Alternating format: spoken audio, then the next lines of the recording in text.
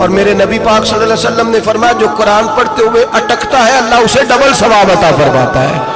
فرمایا جو زبانی پڑھے سنگل ثواب، جو دیکھ کے پڑھے اسے ڈبل ثواب۔ حضور کیوں؟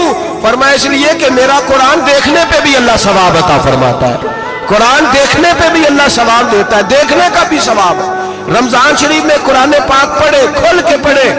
اور میرے بھائی اگر تیرا بچہ پڑھے، اگر تیری بیٹی پڑھے، کائنات کا خوش نصیب باپ وہ ہے کہ بیٹا قرآن پڑھے، چاہے ناظرہ ہی پڑھے، جس کی بیٹی پڑھے۔ زندگی میں انہیں اس کام پہ لگا جاؤ، مرنے کے بعد بھی پڑھیں گے۔ امام جلال الدین سیوطی شافعی رحمت اللہ علیہ فرماتے حضرت عیسیٰ قبر کے پاس سے گزرے، قبر پہ عذاب ہو رہا تھا، اللہ کا غضب برس رہا تھا، جناب عیسیٰ استغفار پڑھتے ڈرتے گزر گئے۔ تھوڑی دیر کے بعد، چند گھنٹوں کے بعد گزرے تو اسی قبر پہ پھول کھلے ہوئے تھے، رحمت برس رہی تھی۔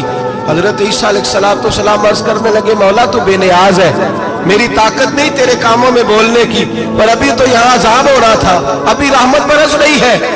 جناب عیسیٰ کہتے ہیں آواز خدا بندی آئی، عیسیٰ بندہ بڑا گناہگار تھا، پاپی تھا، مجرم تھا، خطا کار تھا، لیکن جب اس کا انتقال ہوا، اس کی بیوی حاملہ تھی، اس کے پیٹ میں بچہ تھا، بچہ اس کے انتقال کے بعد پیدا ہوا، آج وہ 4.5 سال کا ہوا ہے، مکتب میں گیا ہے، مدرسہ میں گیا ہے، استاد نے بسم اللہ شریف پڑھائی ہے، فرمایا اس نے توتلی زبان سے کہا ہے بسم اللہ الرحمن الرحیم، کہ عیسیٰ مجھے بتلا اس زمین پر وہ معصوم جسے ابھی رحمان اور رحیم کہنا نہیں آتا، وہ توتلی زبان سے مجھے رحمان اور رحیم کہے اور میں اسی زمین پہ اس کے باپ کو عذاب دوں؟ فرمایا اس نے ایک بار رحمان اور رحیم کہا ہے، میں نے اس کی باپ کی قبر کو نور سے معمور فرما دیا ہے، نور سے بھر دی ہے قبر۔